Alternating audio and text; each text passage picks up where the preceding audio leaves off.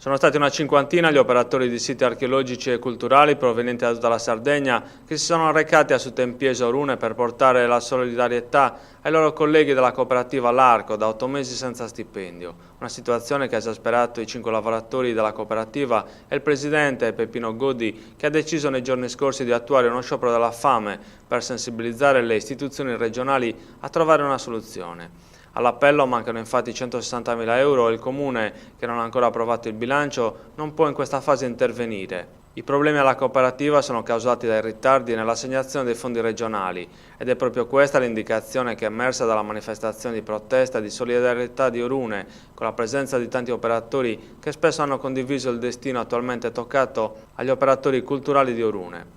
Lavoratori che gestiscono da oltre 20 anni un sito archeologico nuragico, garantendone la fruibilità e la sicurezza. Sutempieso infatti è visitato annualmente da oltre 5.000 persone, per la maggior parte stranieri. Per richiamare l'attenzione delle istituzioni regionali, Godi da 5 giorni staziona nel sito archeologico attuando lo sciopero della fame. Alla manifestazione era presente anche il sindaco del paese, Giuseppe De Serra, che ha rilevato come l'impasse nell'assegnazione dei fondi dovrebbe trovare una soluzione nel giro di qualche settimana.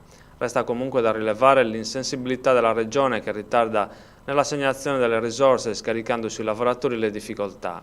Problematiche vissute dagli operatori del Pozzo Sacro di Sutempiesu, simili a quella di tanti colleghi sempre in bilico e in attesa che la Regione faccia la sua parte. Ora il testimone dello sciopero della fame attuato da Godi sarà preso da altri colleghi fino a che la Regione non sbloccherà i fondi.